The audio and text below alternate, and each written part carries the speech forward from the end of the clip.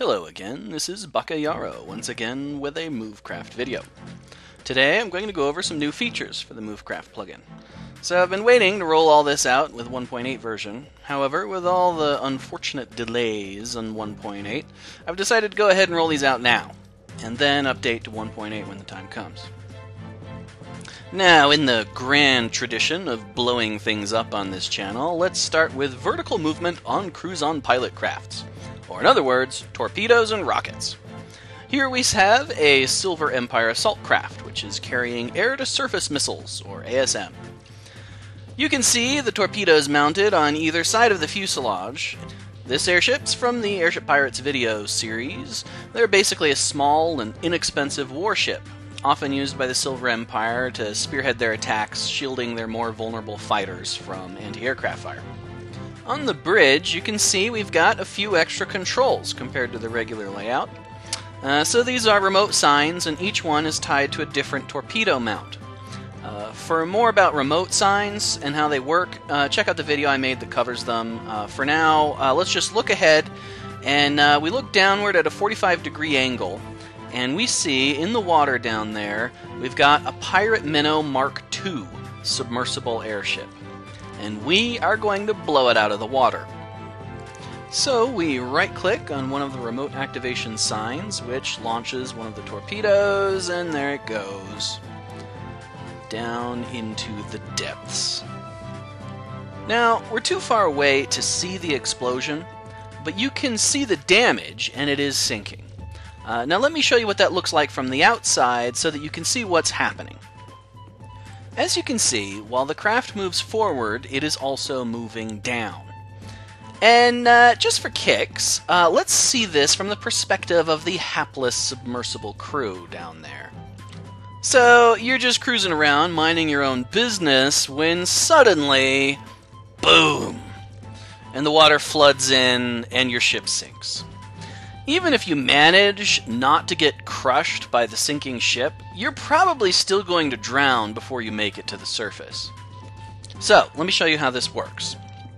So there's a new option for craft files called CruiseOnPilotVertMove. Let me show you the launch ASW file. And here is that CruiseOnPilotVertMove I was talking about. In this case, it is set to -1, meaning every time it cruises forward 1 block, it also goes down 1 block, because subtracting 1 from your height makes you go down. You could also set it to +1, and the missile would go up. Also, you can use cruise skip blocks in coordination with this, and that would make the angle less steep. While we're here looking at config files, let me show you 2 more new options. First, as several of you have requested, there is now a cruise speed separate from the main speed. A common problem is that people set their speed too high in their craft file for a big craft, or really any craft, and then when they cruise, it's nearly impossible to walk around the ship because people keep getting jerked all over the place and the camera gets jerked. And they can't even control it for that matter. So now what you can do is you set the cruise speed to something low, say 0.5, which is going to move only once every 2 seconds. Then you use a cruise skip blocks of, say, 5 to compensate for this low speed. If you do that, it's much easier to move around and control the ship. And then you can still have a higher standard speed or main speed to make other maneuvers like climbing or diving go faster. Another option I want to show you is that you can now turn crates off. If you open your config.yml in the Movecraft directory, if it's a new install, you'll find this option, DisableCrates. If it's an old install and you're just upgrading, you can just add that option. If you set that to true, then crates will be disabled. Now, your players won't be able to open them. So if they've kept something in those crates, it's effectively gone. So warn your players before you do this, or they could lose items. Now the reason you might want to disable this is that crates are a legacy system, it's not really something I'm working on anymore, and there are some bugs on that. So crates used to be what people would use before you could use chests. Nowadays, you can just use chests, so there's no reason to have a crate. And there were some bugs with it, so it's probably best if you disable that. The final thing I want to show you is the new Craft Create permissions. This is another thing that I've had a number of people ask for, and I was resisting doing it because honestly it was kind of hard. But I did finally get it done. So, an important note, this is not enabled by default, because I didn't want to have server owners upgrade to the latest version and then wonder why no one could place command signs anymore. So if you want to use Craft Create permissions, you're going to have to add this setting and set it to true. And if you do that, then no one will be able to place a sign that could be a craft command sign. So, for example, if you have the airships.craft file on your server, then it won't let you place an airship sign, a sign that says airship on it, unless you have that permission. Now, let's go back to the game and I'll show you how it works. I'll try and place a airship command sign. So the first line is going to say airship, and that's all. And as you can see, it says you don't have that permission.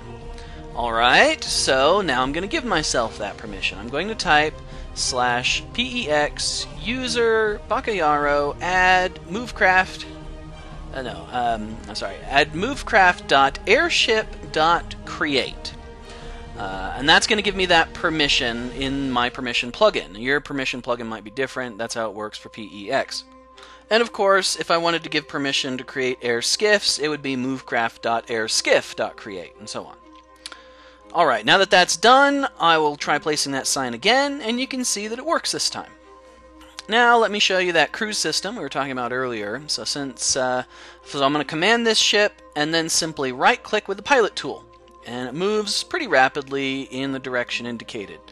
And if I now cruise forward by right-clicking on the cruise sign, it's actually going faster overall, which is to say that the airspeed of the ship is higher, but it's much less jerky because it's only moving once every 2 seconds. Now it's moving 6 blocks, but only once every 2 seconds. And the last thing I want to show you is that subcrafts now have better feedback. For example, it used to be that if something went wrong with a turret or a cargo ramp, it was very difficult to tell what it was because the plugin wouldn't tell you. Now, if I screw up this turret by replacing this block and try to rotate it, it will actually tell me it's obstructed and where the obstruction is. It didn't used to do this. And the same holds for remote signs that control turrets. It will now actually tell you what the problem is, if it can't form a craft or can't rotate or whatever. Well, that's about all I have. If this has been helpful, please like the video and subscribe if you want more. I hope you guys find this useful and keep making those amazing Movecraft creations.